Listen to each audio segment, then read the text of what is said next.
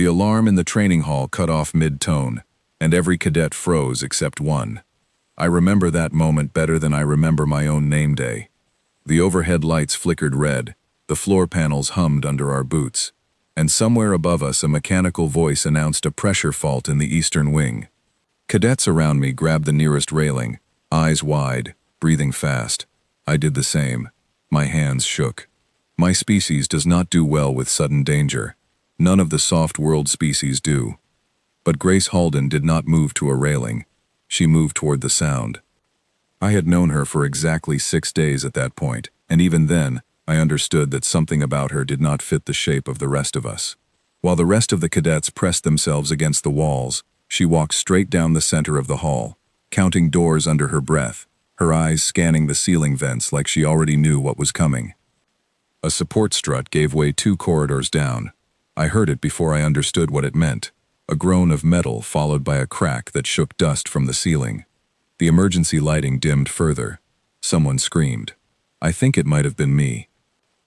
Grace did not scream. She turned to the cadet nearest her, a lanky boy named Owen Blake who had gone pale as bone, and said his name once, sharply, the way you might snap a stick to get someone's attention. He looked at her. She pointed to the emergency shelter door behind him and told him to open it and hold it open no matter what he heard next. He obeyed instantly, the way people obey someone who sounds certain when nobody else does. I want to tell you that I understood, right then, what she was. I did not. Not yet. All I knew was that 6 days earlier, when they announced a human had been accepted into the Coalition Officer Academy, half the cadets in my dormitory had laughed, and the other half had gone quiet in a way that made my skin prickle. We had all heard the stories. Every species in the Coalition had. The word Deathworlder was not new to any of us, but it belonged in old records, in scare stories, told to young cadets to make them behave. In footnotes, nobody took seriously anymore. A Deathworlder was a myth built to frighten children into eating their vegetables and finishing their studies. Nobody actually believed a species could evolve on a world so hostile that survival itself became a weapon. And yet here we were, in an academy built on a moon, with soft gravity and clean air and gentle weather, watching a human walk toward a structural failure instead of away from it. Let me back up. Let me tell you how it started, because the ending will make no sense without the beginning. My name does not translate well into your language, so the humans who later became my friends called me Kay, and I will use that name here because it is simpler and because, frankly, I have grown fond of it. I come from a world called Ithresh, a place of soft blue mist and low gravity, where the greatest danger most of us ever face is disappointment. We do not have predators. We do not have wars. Not anymore. Not for longer than our written history stretches back. We are, by the standards of most species in the Coalition, an easy people to be. That is why I was chosen for officer training, not because I was exceptional, but because my species has spent generations building diplomats, not fighters. I arrived at the academy 3 weeks before Grace did. The dormitory halls were full of nervous chatter from a dozen different species, each of us trying to prove we belonged among the stars, each of us secretly terrified we did not. I made a friend quickly, a cadet named Priya Lund, human by ancestry but born and raised on a Coalition world far from Earth. Gentle-spoken, quick to laugh, easy to be near. It was Priya who first told me the announcement was coming. A human is being accepted into direct academy training, she said one evening, her voice low, like she was sharing something forbidden. Not a colonial human. Not someone born soft, like me. An actual Earth human. First one ever. I did not understand the weight behind her words at the time.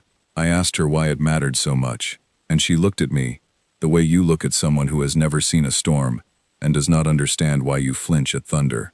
You do not know what Earth is like, Kai, she said. Trust me, nobody who has not seen it understands. I dismissed it as old world superstition, the kind of thing older generations pass down without evidence. The way we tell our children not to swim in the deep mist because monsters live there. There are no monsters in the deep mist. There never were. I was wrong about more than one thing that year.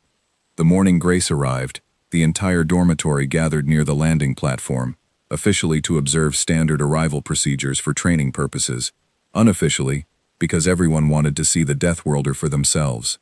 I stood near the back with Priya, craning my head over taller cadets, my curiosity outweighing my caution. The transport door opened and I remember being disappointed. I do not know what I expected. Claws, perhaps. A predator's posture. A snarl instead of a face. What stepped out instead was an ordinary-looking woman, medium height, brown hair pulled back neatly, wearing the same gray training uniform the rest of us wore. She carried one bag over her shoulder and looked around the platform with an expression I can only describe as polite curiosity, the way you might look at a new neighborhood you were still deciding whether you liked. Someone near me let out a breath they had clearly been holding. Laughter rippled through the crowd, quiet at first, then louder, more confident. "That is the Deathworlder," someone said, and the way they said it made it sound like a joke, like the whole thing had been an elaborate prank designed to scare recruits during their first term. I laughed too. I am not proud of that now, but I laughed, because it seemed like the safe thing to do, because everyone around me was doing it, and because the woman on the platform looked so entirely unremarkable that fear felt foolish. She must have heard us.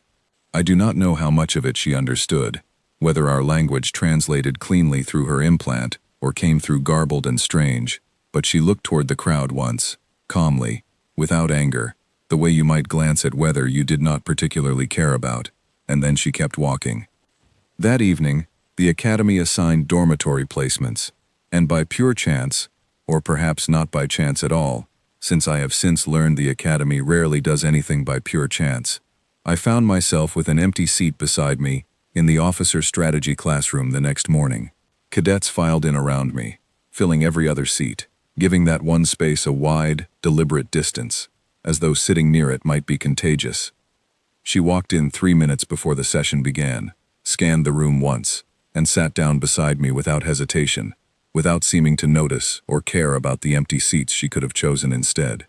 She set her bag down, pulled out a data slate, and turned to me with an easy, open expression.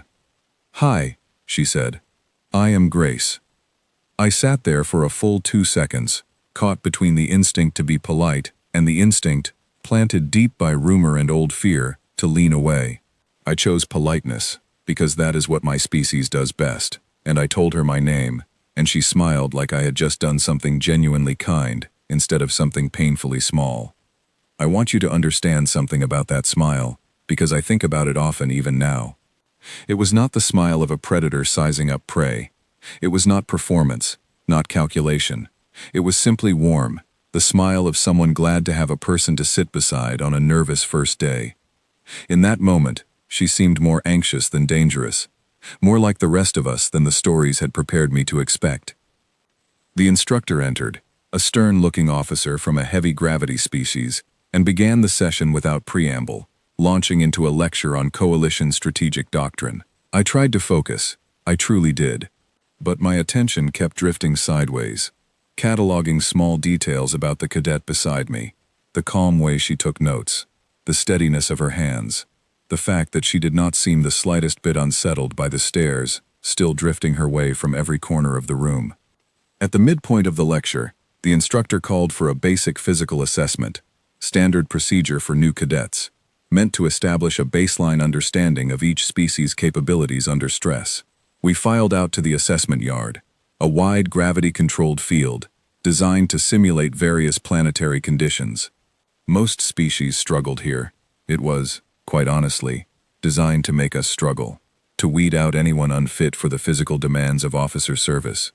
I watched Grace step onto the field, and for the first time since her arrival, I saw something shift in the crowd around me. Not laughter this time, something quieter, something closer to held breath. The assessment began with elevated gravity, nearly double standard, meant to test endurance. Cadets around me groaned under the pressure, several dropping to their knees within moments, their bodies unused to that kind of weight. I felt it too, a crushing heaviness that made every step feel like wading through mud. Grace adjusted her stance, exhaled once, and kept walking like the ground had simply gotten slightly firmer. The instructor increased the gravity again, watching her closely now, along with everyone else. I heard murmurs behind me, a mix of disbelief and something that sounded almost like fear. She did not fall. She did not even slow. When the instructor finally called an end to that portion of the test, Grace was breathing harder than before, a faint sheen of effort on her brow. But she was still standing while half the field lay scattered around her, cadets gasping on the ground. Next came the endurance run, a full circuit of the yard under intermittent gravity spikes, designed to simulate combat terrain. I finished near the back of the pack, legs burning, lungs aching, grateful simply to be finished. Grace finished near the front, not first.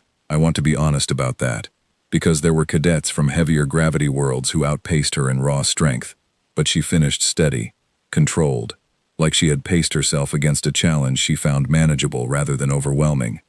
It was the recovery period that unsettled me most. Most of us needed real time to catch our breath, hearts still hammering, bodies still trembling from the effort. Grace stood off to the side, hands on her hips, breathing evening out within what felt like moments, and I noticed the instructor watching her with an expression I could not quite name. Not admiration exactly, something more careful than that. The look of someone recalculating an old assumption in real time. I found myself walking beside her afterward, not entirely by choice, simply because the paths back to the dormitory happened to align. I asked her, somewhat clumsily, how the elevated gravity had felt to her. She thought about it for a moment before answering, like she was trying to translate the sensation into words I would actually understand. Heavy, she said finally, but not unfamiliar. I asked what she meant, and she gave a small, almost embarrassed laugh, the kind of laugh people give when they are about to say something they are not sure will land well. Earth has places like this, she said. Not exactly the same, but close enough. High-altitude regions, deep ocean training facilities, places built specifically to make your body work harder than it wants to. We train in conditions like this on purpose. I asked why anyone would choose to train somewhere so difficult. Because easy training does not prepare you for hard days, she said simply, and then the conversation moved on to something else, something forgettable, and I did not think much more about it that night. I should have. Over the following days, I began noticing small things about Grace that, individually, seemed unremarkable, but together, painted a picture I was not yet ready to fully see. She woke earlier than any other cadet in the dormitory, often already finished with some kind of personal exercise routine by the time the rest of us stumbled toward the morning meal hall. She ate efficiently, without complaint, regardless of how unfamiliar coalition food might have tasted to her. She listened more than she spoke, watching corners of rooms, doorways, exits, in a way that seemed almost unconscious, like her attention simply gravitated toward points of vulnerability, without her having to think about it. Priya noticed it too. One evening, sitting in the common area while Grace was off doing whatever quiet routine she did before sleep, Priya leaned close to me and said, quietly, "She is doing the thing." "What thing?" I asked. "Watching the room," Priya said. "My grandmother used to do that. She grew up somewhere rough, back on Earth, before things got better. She said you never really lose the habit, watching exits, watching hands, watching who is tense and who is calm. Grace does it without even noticing she is doing it." I filed that observation away, uncertain what to make of it, and life at the academy continued in its ordinary rhythm of lectures and assessments, and slowly building friendships. It was easy, in those early days, to let the strangeness fade into the background, to let Grace simply become a cadet among cadets, a friend among friends, rather than the walking myth half the academy still seemed to expect. But myths, I have learned, do not stay buried simply because you want them to. 3 days after the gravity assessment, our class was scheduled for an ancient history lecture, a subject most cadets treated as a mandatory inconvenience rather than anything genuinely important. The professor, a dry, self-assured man named Nigel Ashworth, had built his entire academic reputation on debunking old coalition folklore, and he seemed to take particular pleasure in dismantling the Deathworlder myth specifically, perhaps sensing an opportunity with an actual human sitting in his classroom for the first time in his career. I did not know it yet, sitting there that morning with my notes open and my attention half elsewhere, but that lecture was about to become the moment everything started to change. Professor Ashworth began, as he always did, with a confident smile and a dismissive wave toward the old star charts projected behind him. "Today," he said, "we discuss one of the more persistent and, frankly, embarrassing pieces of coalition folklore, the so-called Deathworlder legends. A ripple of quiet laughter moved through the room. I glanced sideways at Grace, who sat with her hands folded on the desk, expression unreadable, giving nothing away. For generations, Ashworth continued, warming to his subject, frontier explorers returned from certain hostile worlds, with wildly exaggerated tales. Stories of creatures, later revealed to be sentient beings, so hardened by their environments that they possessed what these explorers described as inhuman resilience, inhuman aggression, inhuman capability. Naturally, none of this held up to serious scrutiny. Exaggeration is a natural byproduct of fear, and fear, as we know, distorts memory. He clicked forward through several slides showing ancient, badly preserved records, faded illustrations of a species we all now knew to be human, rendered in old-fashioned styles that made them look almost monstrous, all shadow and sharp angles. These records, he said, gesturing dismissively, were compiled by frightened frontier scouts centuries ago, long before any formal contact was established with Earth. It took generations before actual, verified contact occurred, and when it finally did, what we found was, unsurprisingly, an ordinary species. Capable, certainly, resilient, within reasonable limits, but nothing resembling the exaggerated horror stories passed down through unreliable oral tradition. He seemed pleased with himself, glancing briefly toward Grace, as though expecting her to nod along, to confirm his tidy, comfortable conclusion. Instead, Grace raised her hand. The room went very quiet. I do not think Ashworth had expected her to actually engage, had perhaps assumed his lecture would pass by without incident, another routine session in a long career of routine sessions. He blinked, visibly caught off guard, before nodding toward her with the kind of polite condescension I imagine he reserved for students he did not expect to say anything particularly insightful. "Yes, Cadet," he said. "Go ahead." Grace lowered her hand and spoke calmly, without hesitation, her voice steady in a way that filled the silence completely. "Those records you just showed us," she said, "the old frontier accounts, where were they collected from?" Ashworth glanced at his notes, momentarily thrown by the specificity of the question. "Various early contact sites," he said, "frontier outposts along old exploration routes, primarily." Grace nodded slowly. "Do you know which region on Earth those early observers actually encountered?" Ashworth hesitated.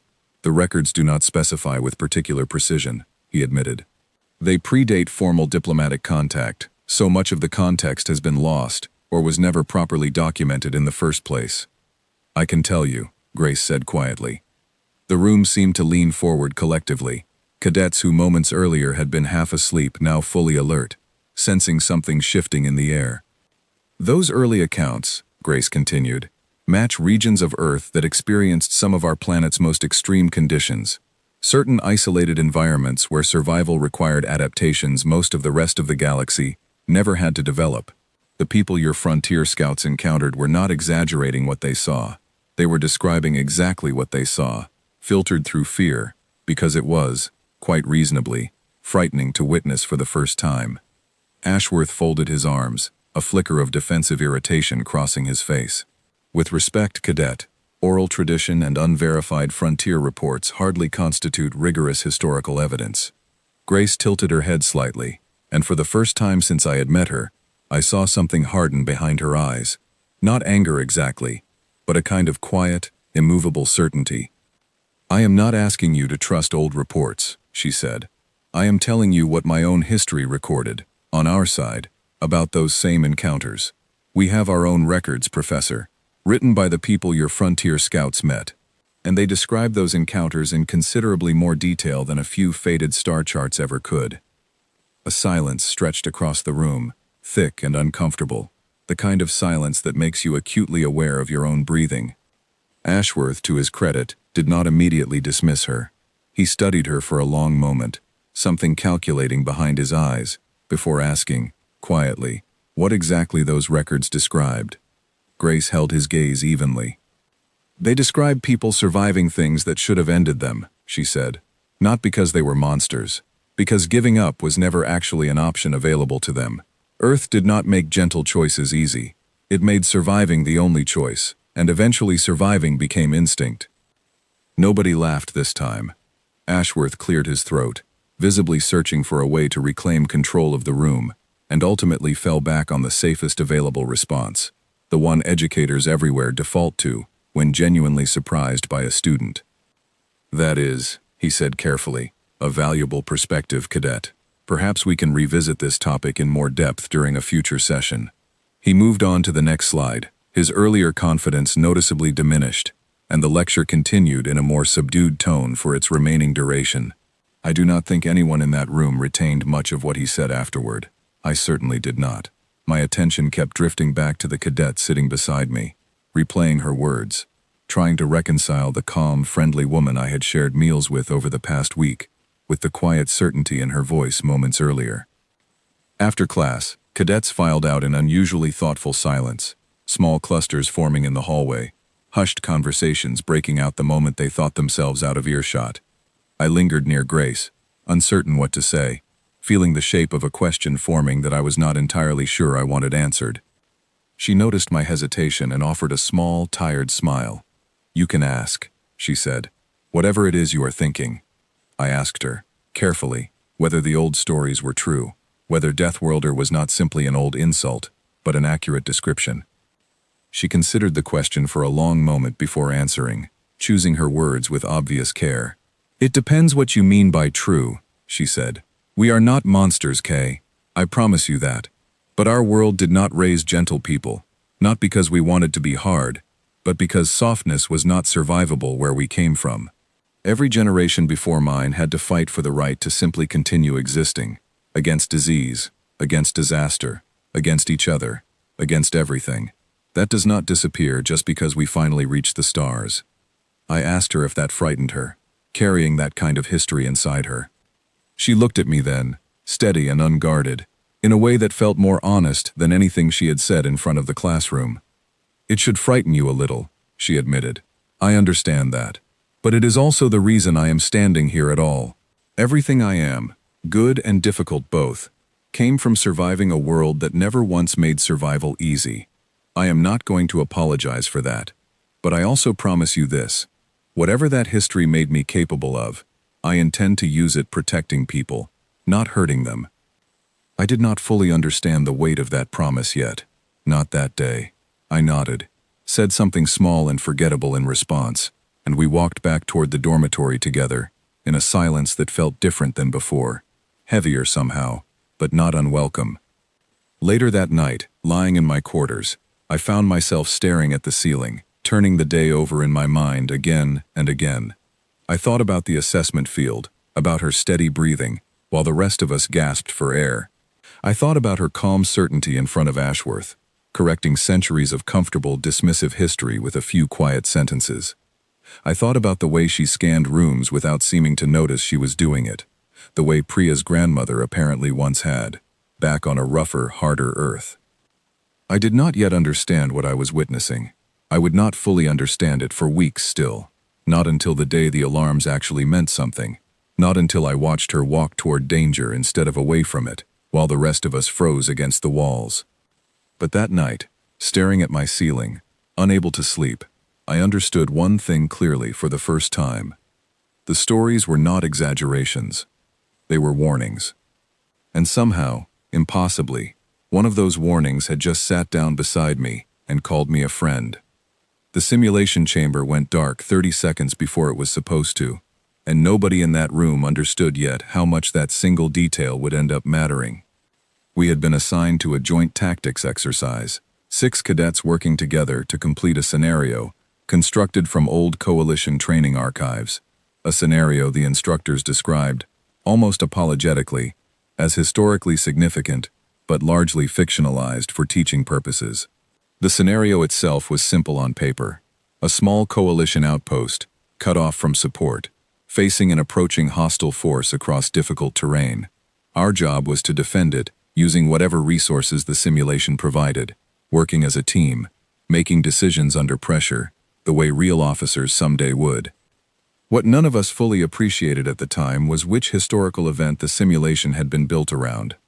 I found out only afterward, from Grace herself, sitting quietly at the edge of the mess hall long after the exercise had ended, the noise of celebration and argument still echoing behind us.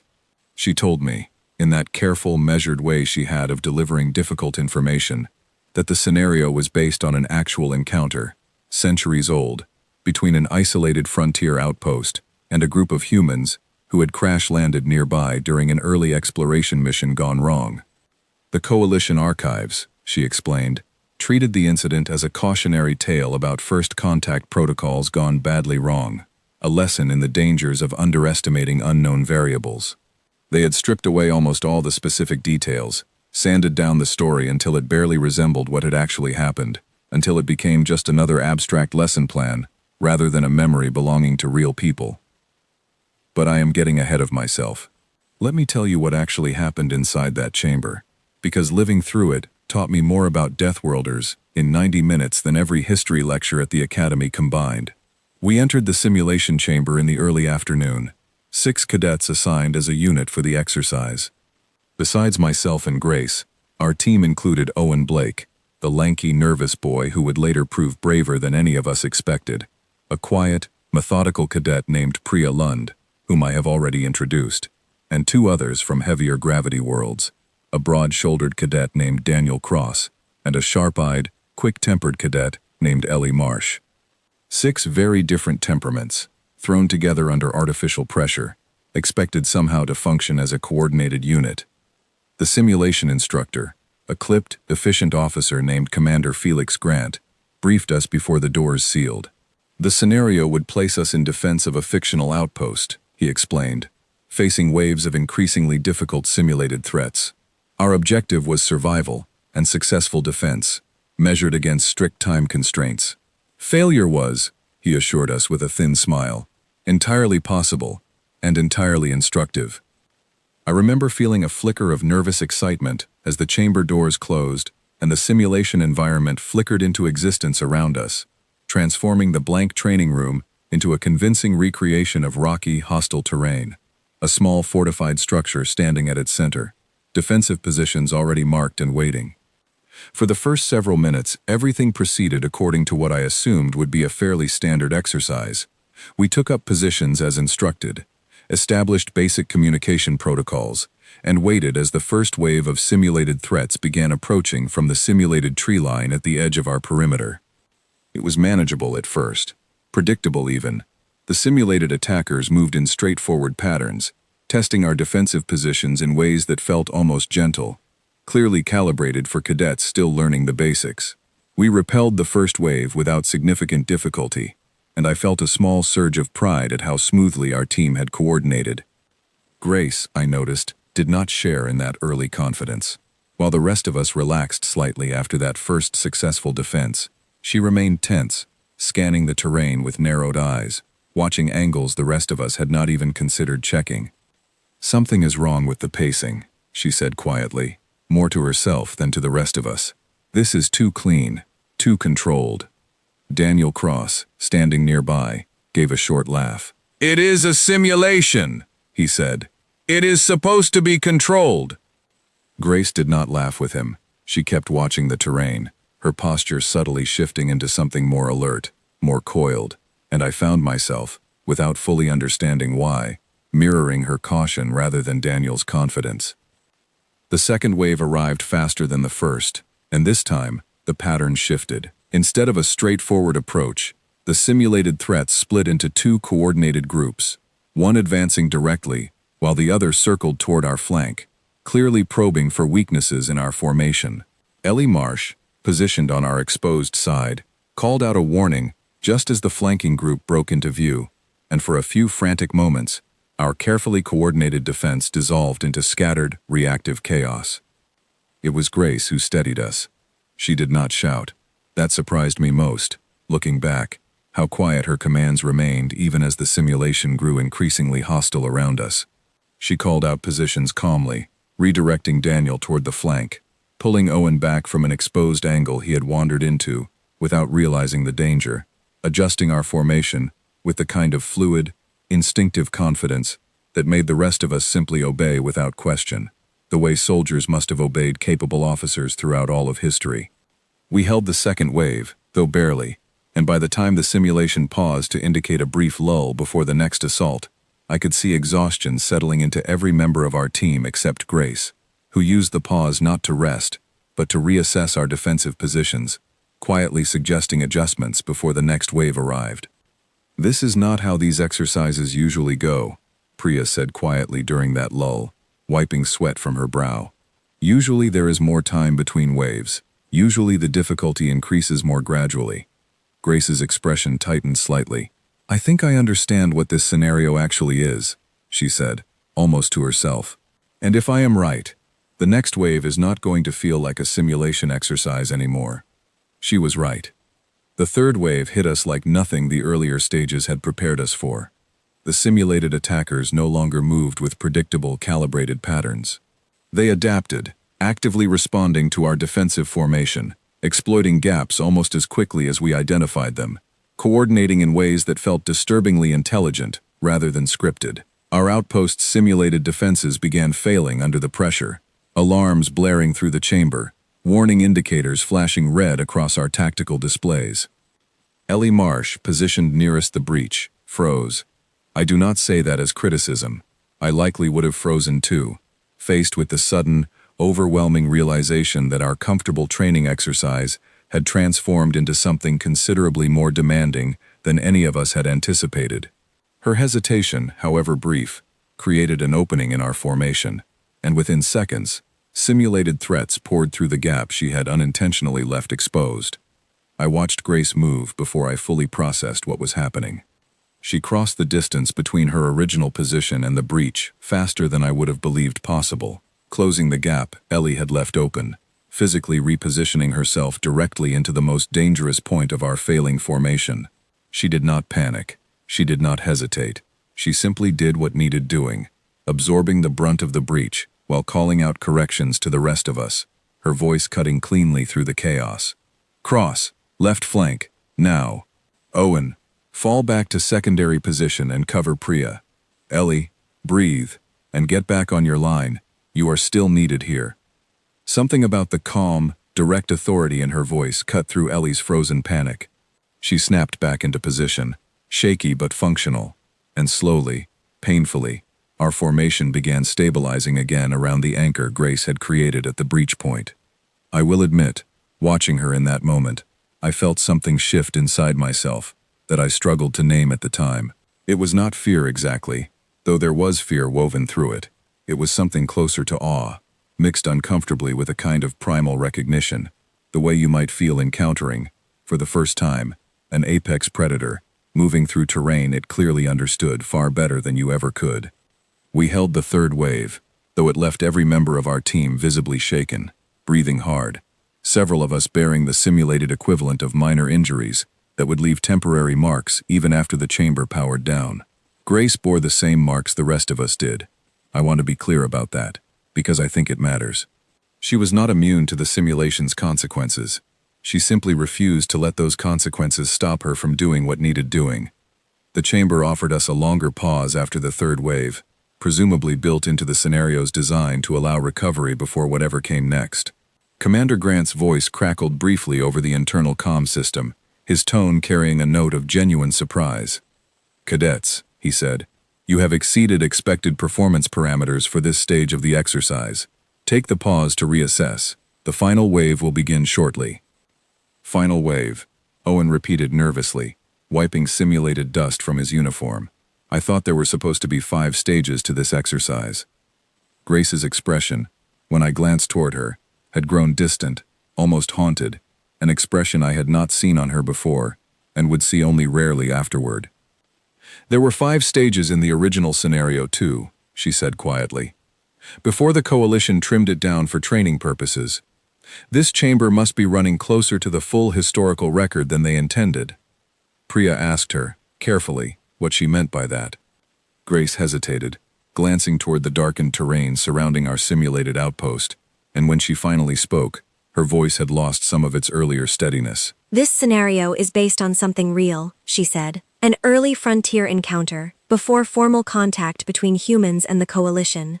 A small group of survivors, cut off, facing overwhelming odds, with no support coming. I recognized the terrain pattern back in the second wave, though I did not want to say anything until I was certain. Did they survive? Ellie asked quietly.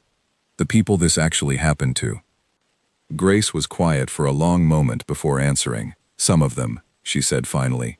Not all, but enough. The chamber's lighting shifted, indicating the final wave was about to begin, and Grace straightened, some of her earlier steadiness returning, even as tension remained visible in the set of her shoulders. Listen to me, she said, addressing the rest of us with quiet urgency. Whatever comes next, we hold together. No one breaks formation alone. No one tries to be a hero. We function as a unit, the way real officers have to, or none of us make it through this cleanly. Do you understand? We nodded, all of us, even Daniel Cross, who had spent the earlier stages of the exercise treating the whole thing with a kind of dismissive overconfidence that had entirely evaporated by this point. The final wave arrived without warning, faster and more coordinated than anything before it, simulated threats converging on our position from multiple angles simultaneously, clearly designed to overwhelm rather than merely test. I felt genuine fear in that moment, sharp and immediate, the kind of fear that makes your thoughts scatter and your body freeze despite every instinct screaming at you to move. Grace's voice cut through that fear like a blade. She directed us through the assault with a precision that felt less like following a training scenario and more like watching someone execute a plan they had rehearsed countless times before, adjusting instantly to each new threat, positioning each of us exactly where we needed to be, absorbing the most dangerous positions herself without hesitation or complaint. I found myself moving on her commands almost before I consciously processed them, trusting her judgment completely, in a way I had never trusted anyone before, not because she demanded that trust, but because she had earned it, through every action leading up to that moment. The assault reached its peak roughly 6 minutes in, our formation stretched nearly to breaking, warning indicators blazing red across every tactical display in the chamber.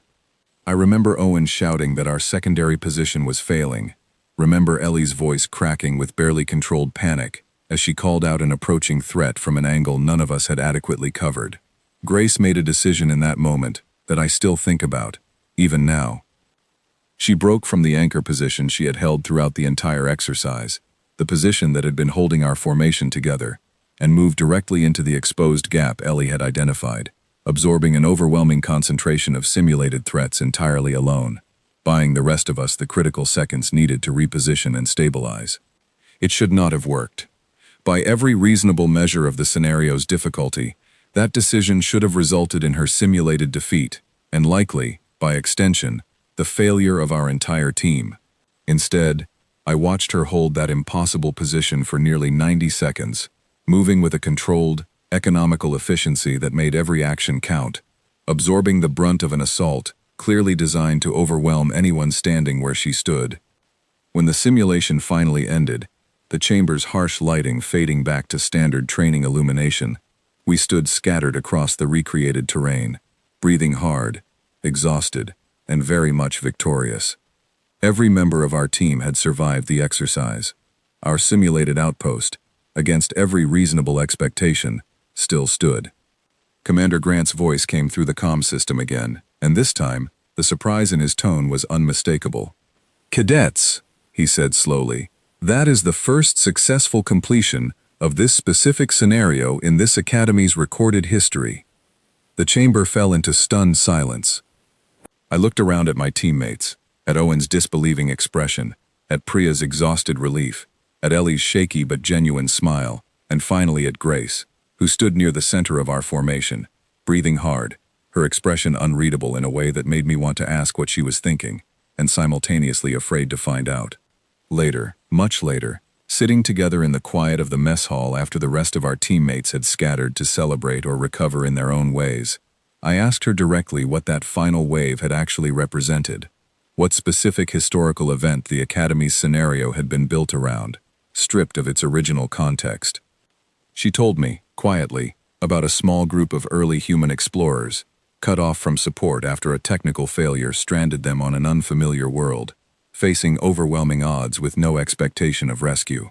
She told me some of them did not survive, that survival had come at real cost, paid by real people whose names, she said, deserved to be remembered, rather than reduced to an abstract training scenario stripped of its humanity. I asked her how she felt, walking through a simulated recreation of something so clearly personal to her people's history. She considered the question for a long moment before answering, her voice quieter than I had heard it before. Strange, she admitted, like walking through someone else's nightmare, except it is not someone else's, it is ours. It happened to people whose choices, whose sacrifices, eventually made it possible for someone like me to be sitting here at all. I did not know what to say to that, so I said nothing, and we sat together in comfortable, heavy silence. The weight of what I had witnessed, slowly settling into something I understood, finally, would never fully leave me. The Academy took notice of that simulation, more than any of us realized at the time. Word spread quickly through the cadet ranks, distorted and exaggerated with each retelling, until the story of the human cadet, who single-handedly held an impossible position, became something closer to legend than fact. I heard versions of that story for weeks afterward, each one stranger and more dramatic than the last, and each time I heard it, I found myself wanting to correct the exaggerations, wanting to explain that the truth, the actual truth, needed no exaggeration at all. Because the truth was simple, and somehow more remarkable than any embellishment could have made it.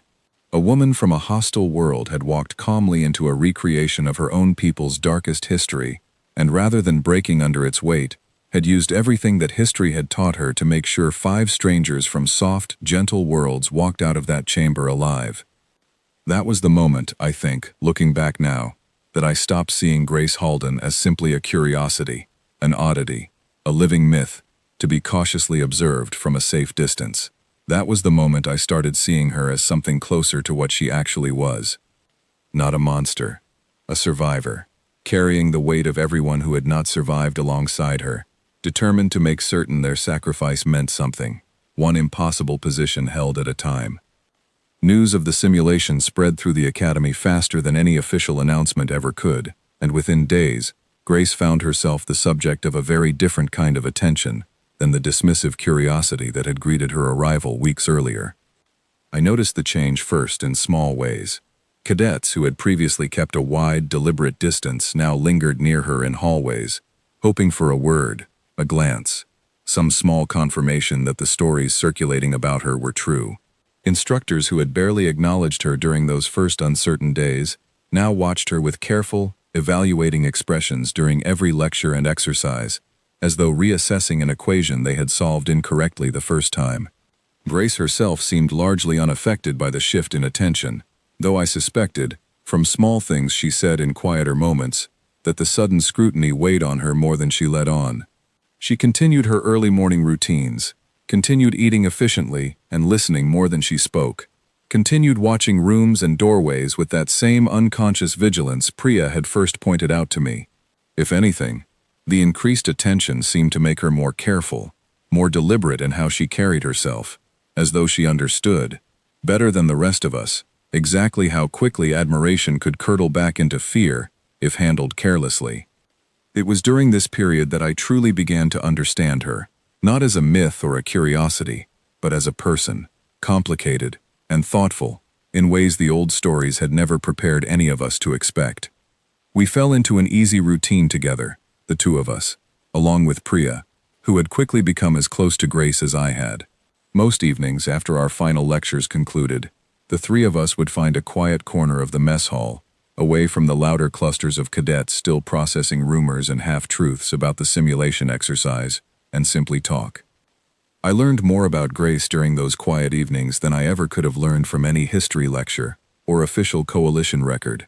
She told us about Earth, carefully at first, testing our reactions before offering more, and then with increasing openness, as she grew to trust that we would not recoil from what she shared.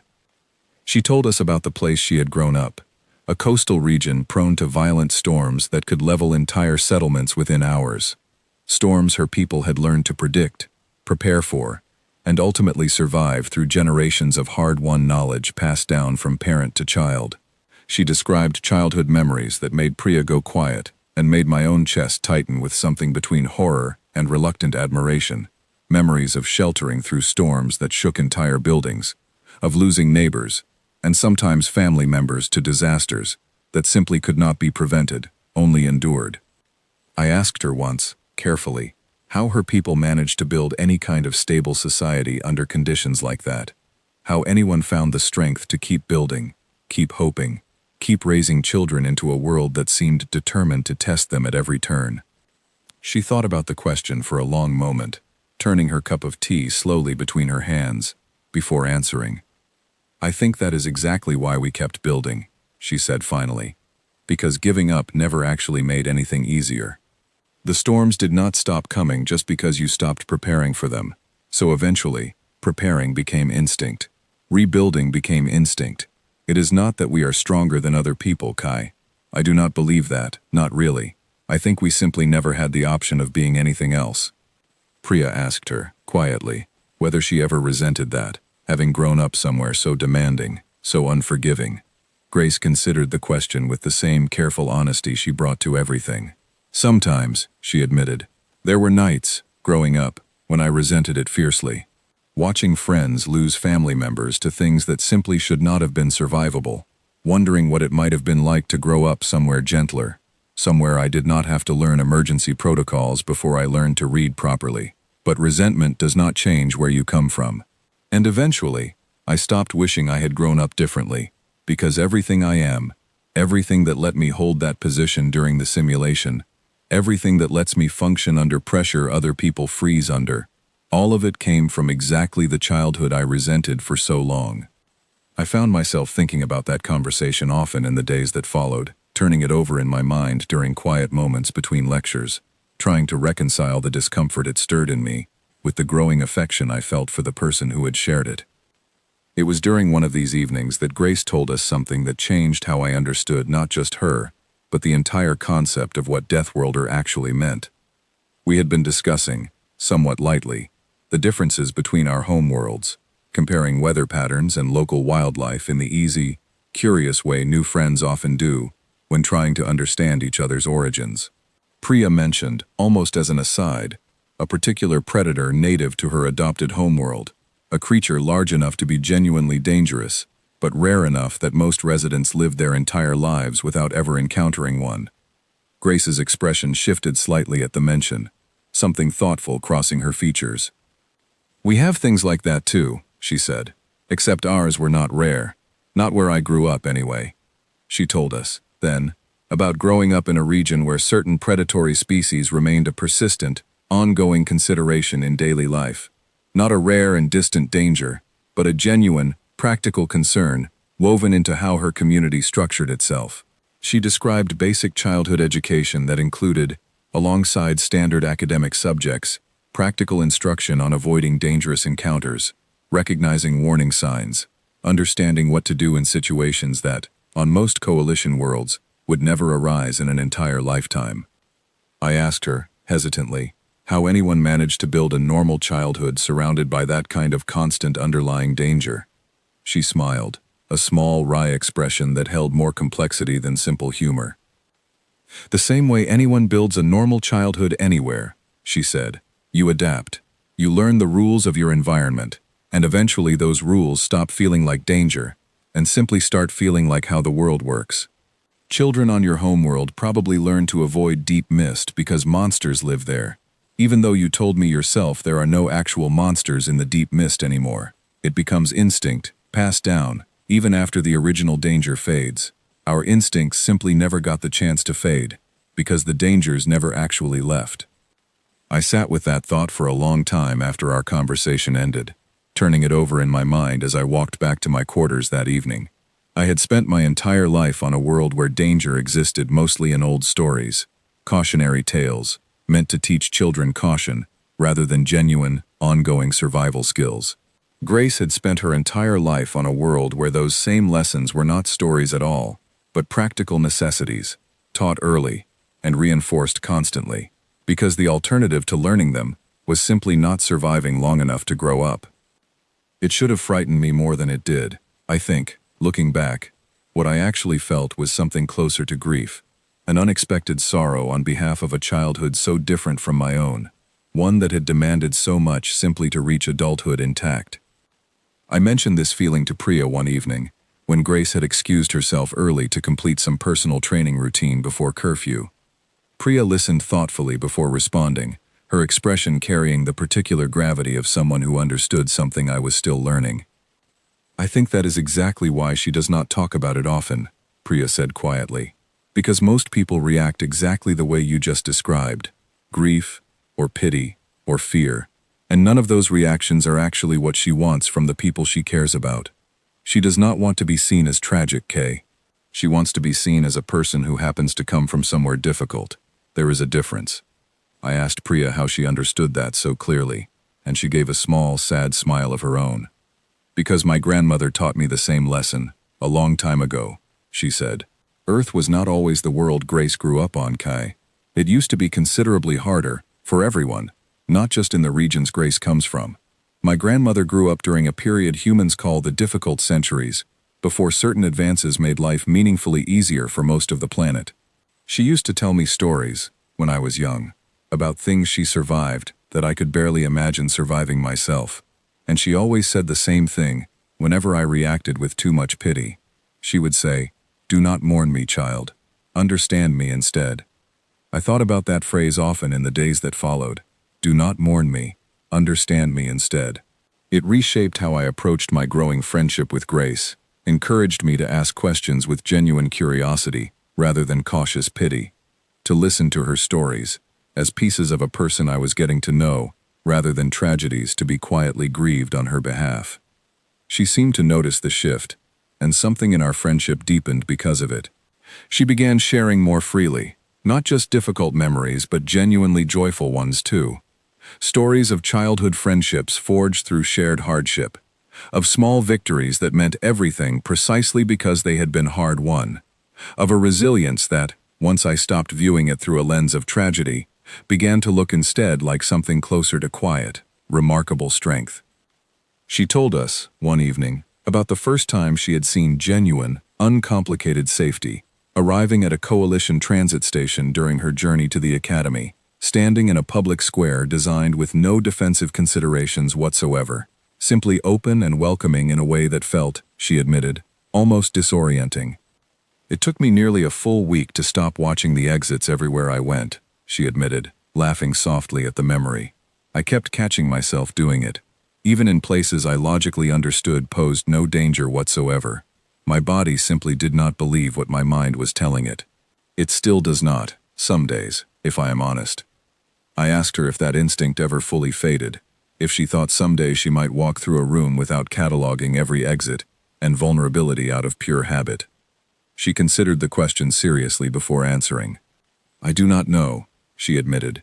"Maybe eventually. But honestly, Kay, I am not sure I want it to fade completely. That instinct is not just a burden. It is also the reason I noticed the breach forming during our simulation before anyone else did. It is the reason I moved toward the alarm during the pressure fault instead of away from it. I think, somewhere along the way, I stopped seeing that vigilance purely as a scar left by a difficult childhood, and started seeing it as something I can actually use to help the people around me." That conversation stayed with me long after it ended, reshaping how I understood not just Grace specifically, but the broader concept the old coalition folklore had reduced to a simple, frightening word. Deathworlder had always been presented to me as something to fear, a warning wrapped in old, exaggerated stories. But sitting across from Grace during those quiet evenings, listening to her speak honestly about where she came from and who it had made her, I began to understand the word differently. It was not a description of a monster. It was a description of what happens when a person refuses to let an unforgiving world win, generation after generation, until survival itself becomes something closer to inheritance, passed down not as a curse, but as a gift, however difficult, that allowed someone like Grace to stand calmly in a simulation chamber, absorbing an impossible assault alone, simply because she understood, on some deep and instinctive level, exactly what needed to be done to keep the people around her safe. I still had much to learn, of course. Understanding someone's history, even sympathetically, is not the same as fully grasping what that history means when circumstances demand it be put into action. I had seen Grace calm, thoughtful, generous with her stories and her friendship. I had seen her capable, under the controlled conditions of a training simulation designed, however difficult, to eventually end. I had not yet seen what happened when the danger stopped being simulated. That test was still coming, closer than any of us realized during those quiet evenings in the mess hall, and when it finally arrived, it would teach me more about Deathworlders, and about Grace specifically, than every story she had shared with us combined. But for now, in that gentler stretch of our growing friendship, I simply felt grateful. Grateful for her honesty, grateful for her patience with my clumsy questions, grateful that somewhere beneath the old fear and folklore, I had found a friend whose history, however difficult, had shaped someone I was genuinely proud to know. I did not yet understand how soon that gratitude would be tested. I only knew, walking back to my quarters that evening beneath the soft artificial stars of the Academy's night cycle, that whatever came next, I wanted to face it standing beside her. Not everyone at the Academy grew fonder of Grace as the weeks passed, and I learned that lesson clearly on the morning a cadet named Corin Vache decided to challenge her openly in front of half our training class. Corin came from a heavy gravity species known throughout the Coalition for producing capable, disciplined officers, and he had, from what I gathered through quiet dormitory gossip, taken a particular dislike to the growing reputation surrounding Grace since the simulation exercise. I do not think his dislike stemmed purely from jealousy, though I suspect that played some part. I think, more than anything, he genuinely believed the attention she had received was disproportionate, that a single successful exercise had been inflated by rumor into something far grander than it actually deserved. He was not entirely wrong to be skeptical. I understood that, even then. Rumors had exaggerated the simulation considerably beyond what actually happened, and I imagine it must have been frustrating for a cadet who had trained his entire life for a career in Coalition service to watch a newcomer receive that kind of attention after a single exercise, however genuinely impressive it had been. What Corin got wrong, however, was assuming that skepticism gave him the right to prove his point through open provocation.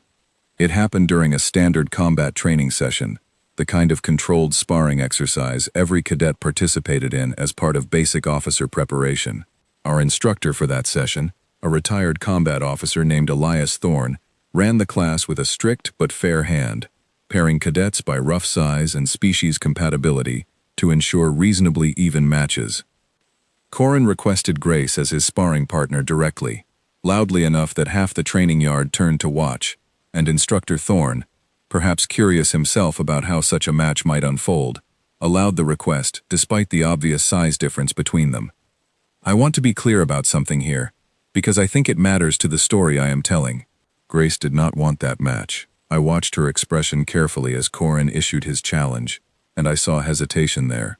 Not fear exactly, but a genuine reluctance that had nothing to do with doubting her own capability, and everything to do with understanding, better than Corin did, exactly what kind of match this was likely to become. She tried, briefly, to decline gracefully, suggesting they might both benefit more from sparring partners closer to their own species' typical strength profiles.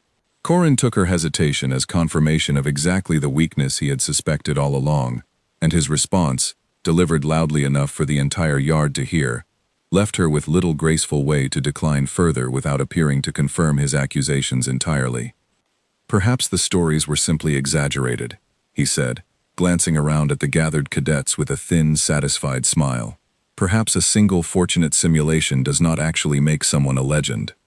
I watched something settle behind Grace's eyes, a quiet, resigned acceptance rather than anger, and she stepped onto the sparring mat without further protest.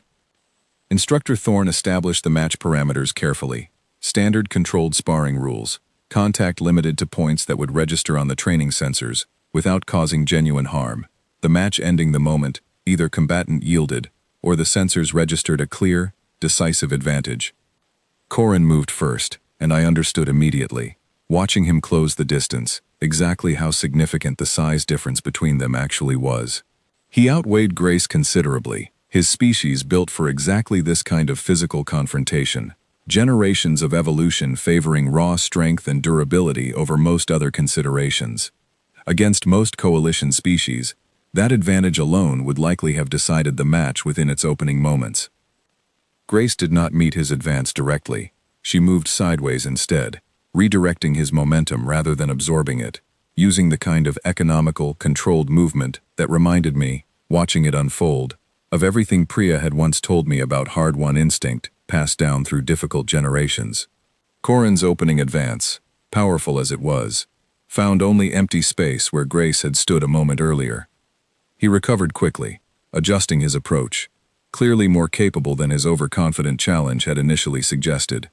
The match settled into a rhythm that held the entire training yard's attention, Corin pressing forward with controlled, powerful strikes, Grace redirecting and repositioning rather than meeting his strength directly, conserving her energy while he gradually expended more of his own. I noticed something else, watching that match unfold, something that troubled me more than the physical exchange itself. Grace was not actually trying to win, not in the decisive way the sparring rules technically allowed. She was containing the match instead, controlling its pace and intensity, absorbing Corin's frustration as his early confidence gave way to visible irritation at his inability to land a clean, decisive strike against her.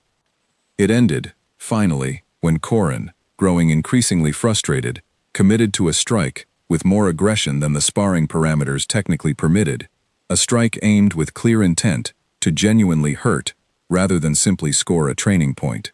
Grace redirected it with the same controlled economy she had shown throughout the entire match, using his own overextended momentum against him, and brought the confrontation to a decisive end without causing him any lasting harm, pinning him securely enough for the training sensors to register a clear, unambiguous conclusion. The yard fell silent as Instructor Thorne called the match, and I watched Grace immediately release her hold, stepping back and offering Corin a hand to help him back to his feet, her expression carrying none of the triumph I might have expected after such a decisive conclusion. Corin refused her hand, pride clearly wounded more than his body had been, and pushed himself upright without assistance, breathing hard, his earlier confidence entirely evaporated. That was restrained, Instructor Thorne observed afterward, addressing the training yard generally but looking directly at Grace as he spoke. Considerably more restrained than the match's parameters would have technically allowed, given the opening your opponent left you on several occasions. Grace's expression remained carefully neutral. "He is my classmate," she said simply, "not my enemy." There was no reason to make a training exercise more difficult for him than it needed to be. I understood, hearing that answer, exactly why she had hesitated to accept Corin's challenge in the first place. She had known, better than any of us watching, exactly how decisively that match could have ended had she chosen to meet his aggression with equal aggression, rather than controlled restraint. She had chosen restraint deliberately, not out of weakness, but out of a genuine, careful concern for what an uncontrolled response might have actually cost him. That restraint, more than the match's decisive outcome, changed something in how the training yard viewed her afterward.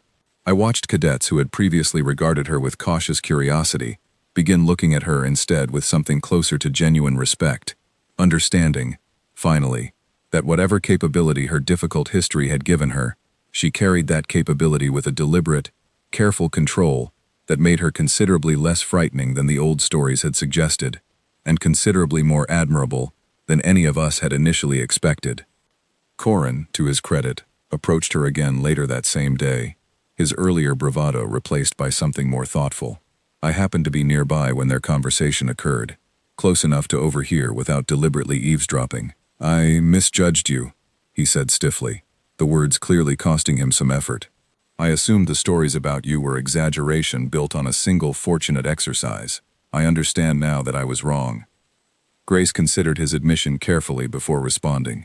"The stories probably are exaggerated," she said honestly. "Most stories are, eventually, no matter how they started. But I would rather you judge me by what you actually saw today than by rumors either direction, the ones that make me sound like more than I am, or the ones that used to make people afraid to sit beside me. I am not trying to be a legend, Corin. I am just trying to be a good officer, the same as you are." He studied her for a long moment before offering, somewhat awkwardly, an actual apology for his earlier provocation, and Grace accepted it with the same easy grace she had shown me during our very first conversation, weeks earlier, in a classroom full of empty seats deliberately avoiding hers. I mention this incident not because it represented the dramatic climax of Grace's time at the academy, but because I think it revealed something essential about her character that the larger, more dramatic moments sometimes obscured. Anyone can appear impressive during a carefully structured training exercise, when the stakes, however tense, remain fundamentally controlled and contained. It takes something different entirely to remain deliberately, consistently restrained when provoked, to choose controlled de-escalation over decisive dominance, simply because causing unnecessary harm to a classmate felt wrong, regardless of how thoroughly that classmate had provoked her. I found myself thinking, in the days following that sparring match, about something she had told me during one of our quiet evening conversations weeks earlier, about the instinct toward vigilance she had never fully lost, despite reaching a place of genuine safety. I understood, watching her contain rather than dominate Corin's aggressive challenge, that the same careful, deliberate control extended to every part of who she was, not just her constant awareness of exits and vulnerabilities, but her fundamental approach to conflict itself. She was not, I finally understood completely, someone who sought to prove her capability through unnecessary displays of strength. She was someone who understood, more deeply than most of us ever would, exactly how much genuine strength that capability represented, and precisely because of that understanding, she chose to wield it carefully, deliberately, and only when genuinely necessary. That understanding would matter more than I could have anticipated in the days that followed, when necessity finally arrived in a form none of us at the Academy had adequately prepared for. Word of the sparring match spread through the Academy nearly as quickly as word of the simulation exercise had weeks earlier, though this time, the story that circulated carried a different tone entirely. It was not a story about a frightening, capable stranger anymore. It was a story about restraint, about a cadet who had every opportunity to dominate a confrontation decisively, and chose, instead, careful control. I think that shift in perception mattered more than any of us fully appreciated at the time, because it changed how the Academy's administration began viewing Grace's presence among us. Not as a curious experiment or a potential liability requiring careful monitoring, but as a genuinely valuable addition to our officer training program, someone whose difficult history had produced not just remarkable capability, but remarkable judgment about when and how that capability should actually be used. Not every instructor shared that growing confidence, however, and I would soon learn that certain members of the Academy's senior administration harbored concerns about Grace's presence that ran considerably deeper than simple skepticism about exaggerated training exercises. Those concerns, quiet and largely unspoken during those weeks, would eventually surface in ways that tested not just Grace's capability, but her fundamental character, in circumstances considerably more serious than any training exercise or sparring match could have adequately prepared her for. But that test, like the emergency alarm that would eventually cut through our training hall months later, still lay ahead of us, gathering quietly in the background, while the rest of us continued our ordinary, unremarkable days at the Academy, unaware of how soon everything was about to change. I learned about the closed-door meeting from Priya, who had learned about it from a cadet whose parents served on the Academy's Oversight Council, and by the time the story reached me, it had passed through enough hands that I could not be entirely certain how much of it remained accurate. What I do know, because Grace herself eventually confirmed it, is that a small group within the Academy's senior administration had raised formal concerns about her continued placement in the officer training program, concerns that had little to do with her actual performance and everything to do with old fear, dressed up in careful, bureaucratic language. She told me about it one evening, sitting on the low wall outside the dormitory building, watching the artificial sunset the Academy generated each evening to help regulate the sleep cycles of its many different species. Her voice carried a weariness I had not heard from her before, not the physical exhaustion of a difficult training exercise, but something heavier, something that had clearly been building beneath her calm exterior for longer than she had let on. "They are worried about precedent," she said, staring out at the fading colors of the artificial sky. "Worried about what it means, long-term, to actively train someone from a Deathworlder species in coalition combat doctrine.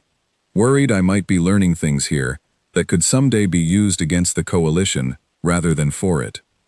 I asked her, carefully, whether that concern held any legitimate weight, whether there was any part of her that understood why cautious administrators might hesitate before fully embracing a species the galaxy had spent centuries mythologizing as a threat. She considered the question seriously, the way she considered everything, before answering. "I understand the fear," she said. "I do. If our positions were reversed, if some unknown species with a frightening reputation suddenly wanted to join our military academies, I imagine we would have similar concerns. But understanding fear does not mean I think it is being applied fairly. Nobody raised these concerns about Corin, despite his species' own considerable combat capability. Nobody questioned Daniel's placement, despite coming from a species with its own significant history of conflict. The concern only seems to apply to me, and I think that says more about old stories than it does about anything I have actually done since arriving here. I did not have a good answer for her, because I recognized, uncomfortably, the truth in what she was saying. I thought back to my own initial reaction upon learning a human had been accepted into the academy, the nervous laughter I had joined in on the landing platform, the cautious distance the entire dormitory had maintained during her first difficult days among us. I had judged her, however briefly, based on old fear rather than anything she had actually done, and I felt a fresh wave of shame at the memory. "I am sorry," I told her, and I meant it more deeply than those two simple words could adequately convey. "For how we treated you when you first arrived." I did not understand then how unfair that was. She turned to look at me, something softening in her expression. "You do not owe me an apology, Kay," she said gently. "You judged me based on stories you had been told your entire life, stories that predate either of us by centuries. What matters is not where you started. What matters is that you were willing to actually get to know me, instead of staying comfortable with the easier assumption." I asked her what she planned to do about the administrative concerns, whether there was anything within her control to address fears that seemed rooted more in old folklore than in anything she had genuinely done. She was quiet for a long moment before answering. "I do not think there is anything I can say that will fully resolve it," she admitted. "Fear like that does not respond well to words. I think, eventually, it only responds to demonstrated character, sustained over time, until the old story finally becomes less convincing than the person standing in front of you. I have been trying to do that since the day I arrived. I suppose I will just keep trying, and hope it eventually proves to be enough." I told her, with as much sincerity as I could manage, that it already had been enough, at least for those of us who had actually taken the time to know her. She smiled at that, a small, genuine expression that carried real warmth despite the weariness still evident beneath it, and thanked me quietly for saying so. We sat together in comfortable silence for a while longer, watching the artificial sunset finish its slow transition into the Academy's simulated night sky, and I found myself thinking about how strange it was that someone capable of the things I had witnessed her do, someone who had held an impossible position during our simulation exercise, someone who had shown remarkable restraint against Corin's aggressive challenge, could still carry this particular kind of quiet vulnerability, this genuine uncertainty about whether her efforts would ultimately prove sufficient against fear that had existed centuries before she was ever born. In the days that followed, I noticed Grace approaching her training with renewed, deliberate intention, as though determined to answer the administration's quiet concerns through consistent, demonstrated character, rather than through any dramatic gesture or public defense. She volunteered for additional tutoring sessions with struggling cadets from other species, patiently walking Owen through tactical concepts he continued to find genuinely difficult, spending considerable personal time helping Ellie Marsh work through the confidence issues that had briefly frozen her during our simulation exercise. She never spoke publicly about the administrative concerns weighing on her, never sought sympathy or special consideration because of them. She simply continued doing the quiet, unglamorous work of being a genuinely good classmate and a genuinely capable cadet, trusting, as she had told me on that low wall outside our dormitory, that sustained character would eventually prove more persuasive than old fear. It was during this period that I began noticing something else, something that would matter considerably more in the days ahead than any of us realized at the time. The Academy's aging infrastructure, I learned through overheard conversations between instructors, had been flagged repeatedly for necessary maintenance that kept falling behind schedule due to budget constraints and administrative disagreements about priority. Several training wings, including the one housing our primary simulation chamber and several adjacent structural systems, had been operating on maintenance schedules considerably more delayed than official Academy safety standards technically permitted. I did not think much of this information at the time, filing it away as the kind of dry administrative detail that rarely seemed relevant to the daily concerns of cadet life. I certainly did not connect it, in those quieter weeks, to anything that might eventually demand the kind of decisive, immediate action Grace had shown during our simulation exercise. I understand now, looking back, that I should have paid closer attention. The signs were there, quietly accumulating in the background of our ordinary days. Warning indicators easy to dismiss, precisely because dismissing them felt so much more comfortable than confronting what they actually meant. Grace, I later learned, had not dismissed those signs as easily as the rest of us. She mentioned to me once, almost in passing, that she had noticed certain structural inconsistencies during her early morning training routines, small details about sound and vibration patterns in the training hall that struck her as slightly wrong, though she could not have articulated exactly why at the time. I asked her, when she mentioned this, why she had not raised the concern more formally with Academy administration. She gave a small, tired laugh at the question. I did, actually, she admitted, twice. I was told, both times, that my concerns had been noted and would be reviewed through standard maintenance protocols. I got the distinct impression neither report was taken particularly seriously, given everything else currently being said about me within certain administrative circles. I felt a fresh surge of frustration on her behalf, understanding, with uncomfortable clarity, that the same quiet fear complicating her standing at the Academy had also, apparently, complicated something considerably more practical and consequential. A legitimate safety concern dismissed, not on its actual merits, but colored by the same old suspicion that continued to follow her, however unfairly, through every corner of Academy life. I asked her if she planned to raise the concern again, more formally, through whatever channels might actually produce results. She considered the question carefully before answering. I have already submitted a third report, she said, through slightly different channels this time, hoping it might receive more genuine consideration. Beyond that, honestly, there is not much more I can do, Kay. I am a cadet, not an engineer. I can flag what I notice. I cannot force anyone to act on it. I did not know, sitting with her that evening, discussing what still felt like a distant, abstract administrative concern, how soon those quiet warning signs would stop being abstract entirely. I did not know how soon the training hall alarm would cut off mid-tone, how soon a support strut somewhere in that same aging infrastructure would finally, catastrophically fail, how soon everything Grace had shown me during our quiet evenings together, her honesty, her restraint, her deliberate, sustained character, would be tested not by administrative skepticism or old folklore, but by genuine, immediate danger, with real lives depending on how she responded. I only knew, walking back to my quarters that evening, that whatever quiet doubts the Academy's administration continued to harbor about her, I no longer shared them, not even slightly.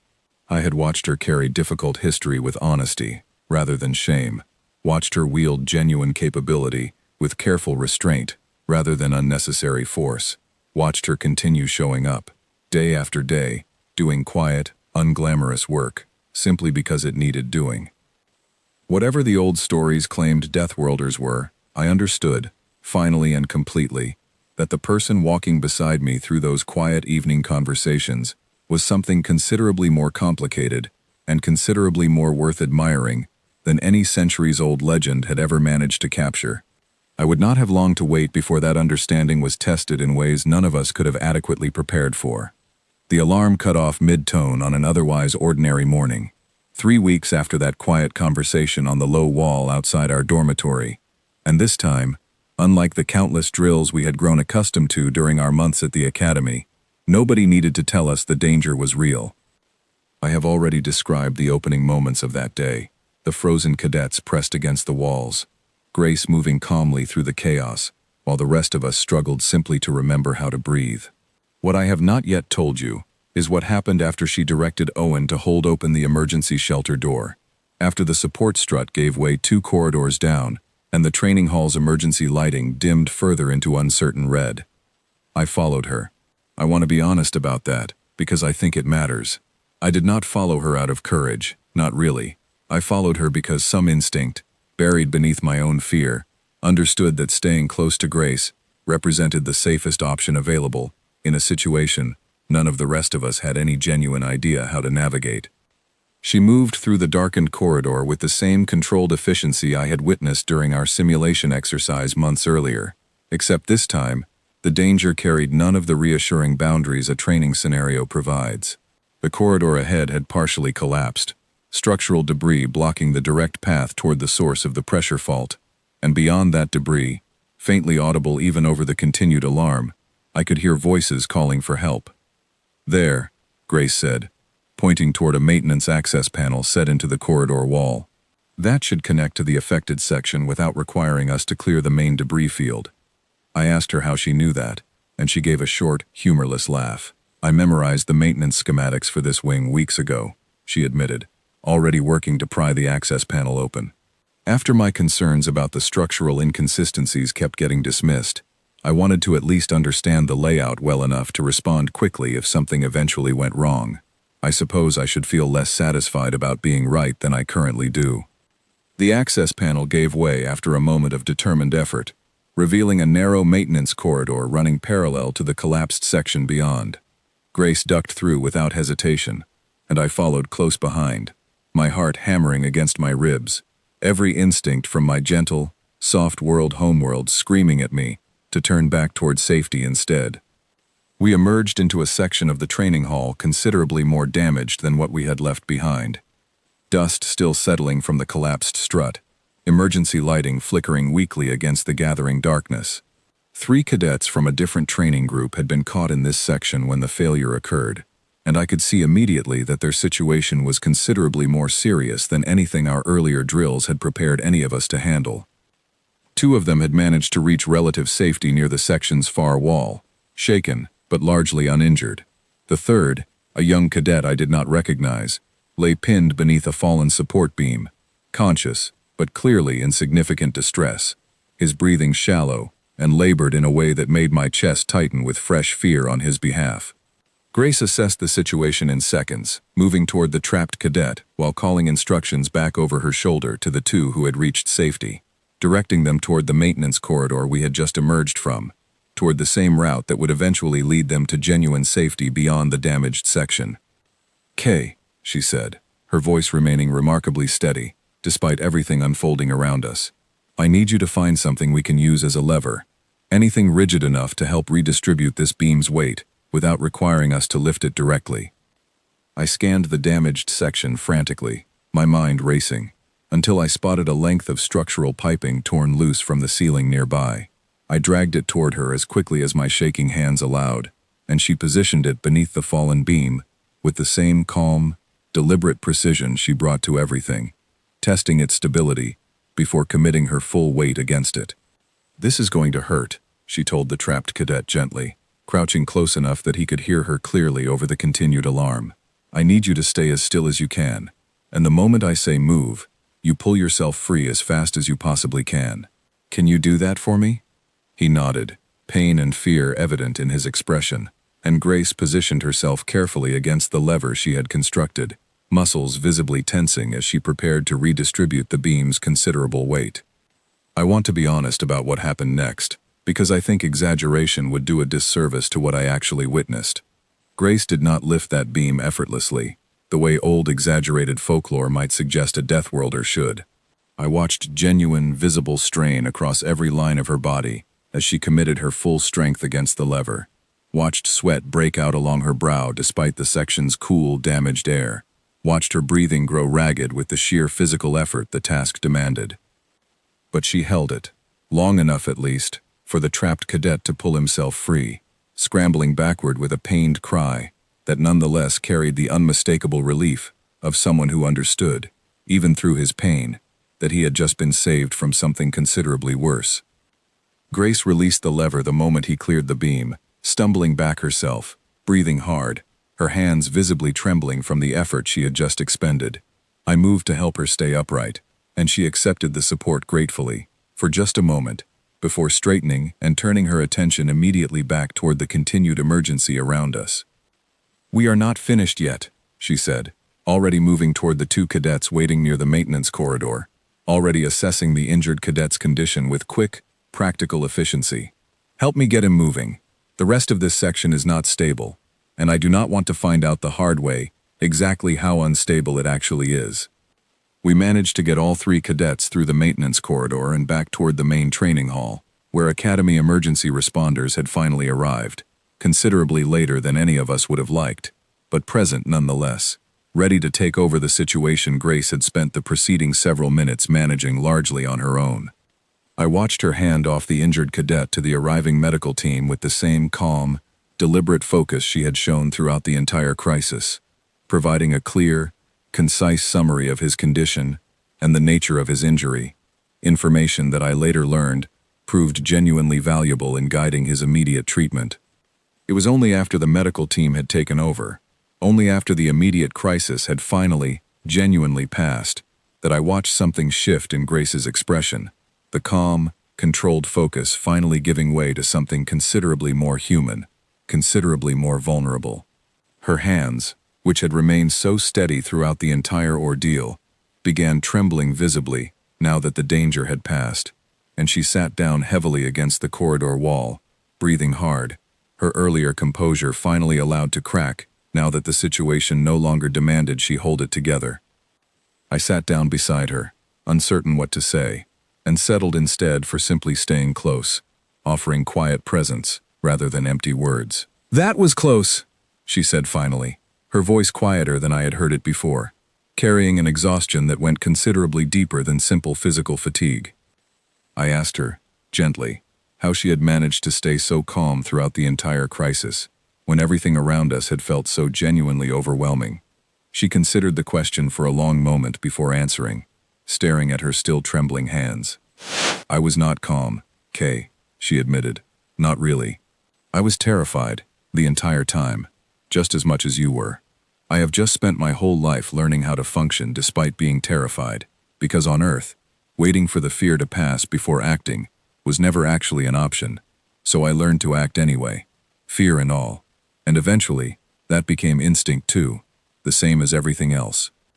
I thought about that admission for a long time afterward, turning it over in my mind during the following days, as the Academy worked to address the structural failures that had caused the crisis. Failures that, I later learned, matched precisely the concerns Grace had raised weeks earlier, through reports that had been dismissed without adequate consideration. The Academy's administration, to their credit, did not attempt to minimize this connection once the full investigation concluded. Grace's earlier warnings were reviewed, formally this time, and acknowledged as having accurately identified the structural weaknesses that eventually led to the crisis. I do not know exactly what internal conversations occurred among the senior administrators who had previously raised quiet concerns about her continued placement at the Academy, but I noticed, in the weeks that followed, that those concerns seemed to have quietly, entirely dissolved. What replaced them was something considerably more meaningful than simple administrative approval. Word of the crisis spread through the Academy, with none of the exaggeration that had colored earlier stories about the simulation exercise or the sparring match with Corin. This time, the story required no embellishment, because the plain, unadorned truth carried more than enough weight on its own. A human cadet, faced with genuine, immediate danger, had moved toward that danger rather than away from it, had used everything her difficult history had taught her, not to dominate or destroy, but to protect 3 strangers who might otherwise not have survived the crisis at all. I understood, in the days following that incident, that I had finally witnessed the full truth behind the word that had once frightened me so thoroughly during Grace's very first days at the Academy. Deathworlder had never actually meant monster, not really, whatever old, exaggerated folklore might have suggested.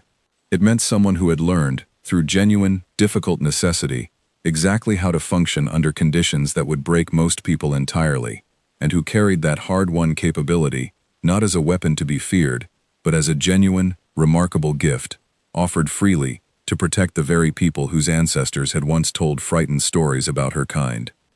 The Academy would never look at Grace Halden quite the same way again after that morning, and neither, I realized, sitting beside her in that damaged corridor while her hands slowly stopped trembling, would I.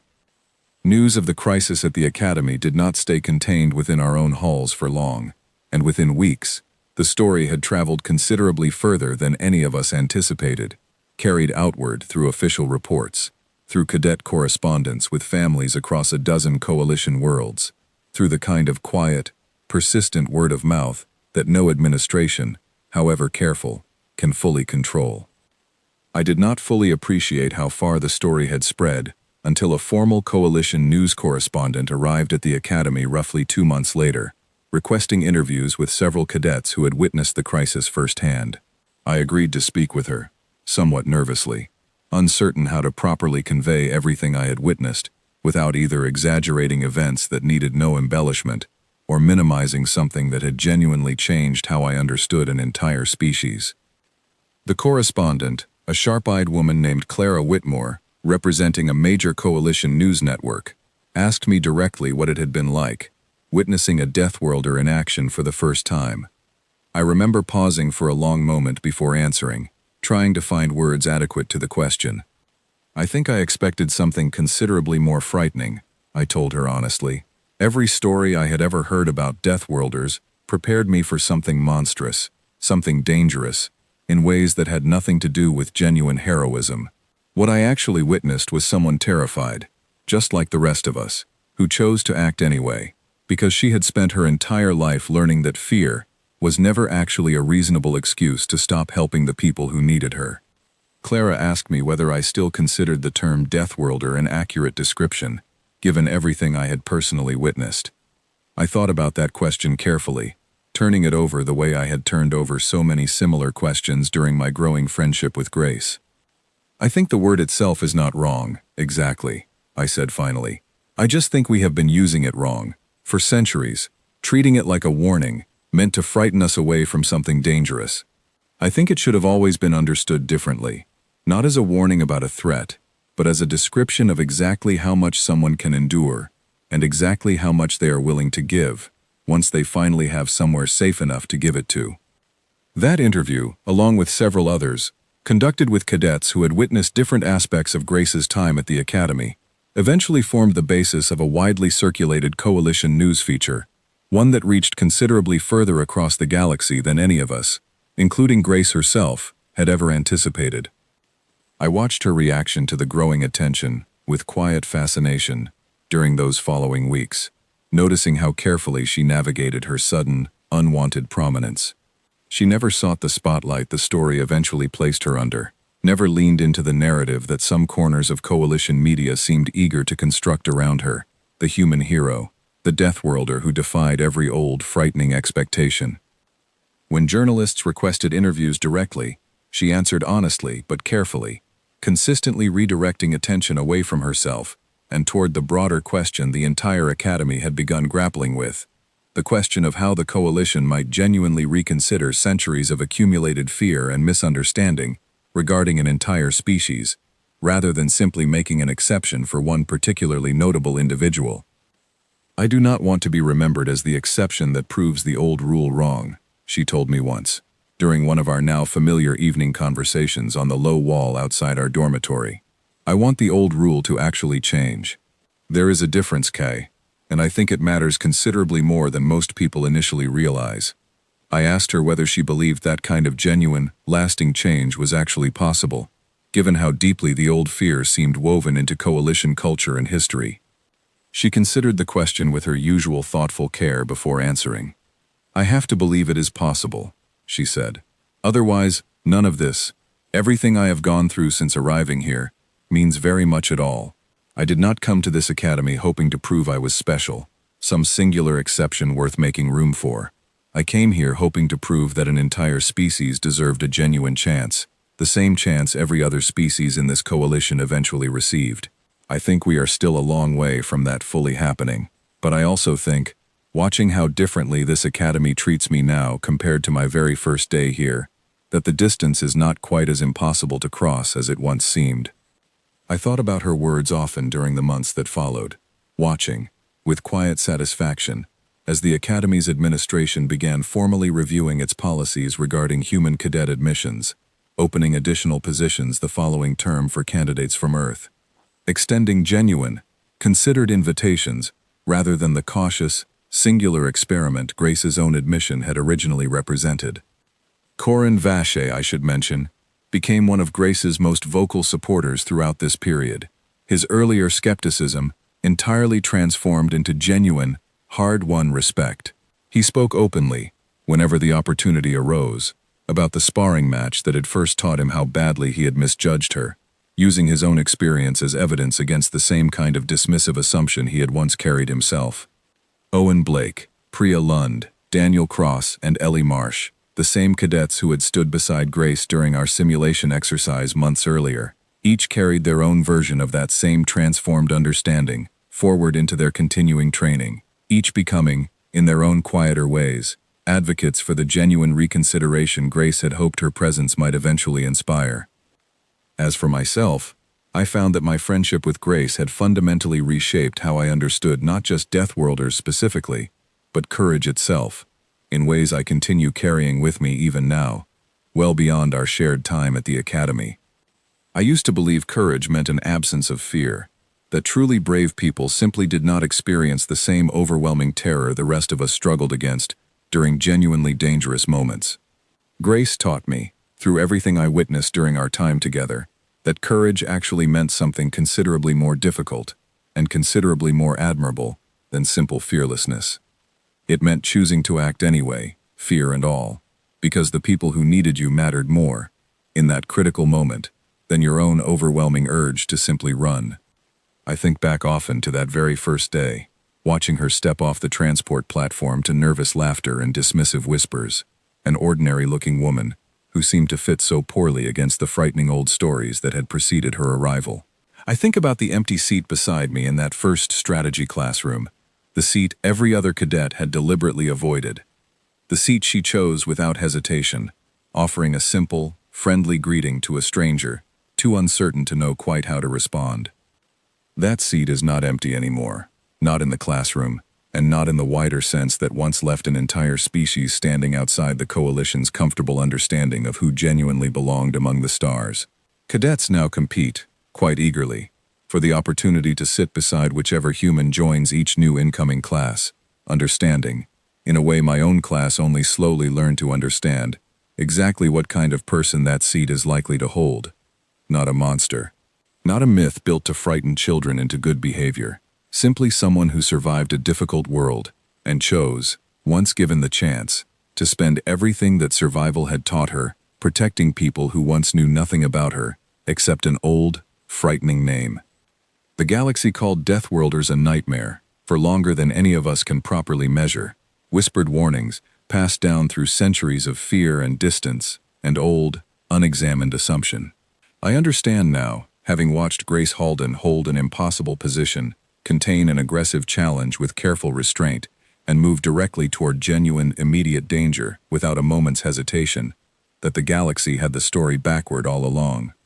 The nightmare was never what Deathworlders might someday choose to become. The nightmare, I have come to understand, belongs entirely to whoever is foolish enough to become their enemy, and stands, by tragic contrast, as the quietest, most reassuring kind of promise to everyone lucky enough to call one of them a friend. I raised my hand once, in a crowded classroom, uncertain and afraid, simply to ask a frightened newcomer if the empty seat beside me happened to be taken. She said no, and sat down, and changed absolutely everything,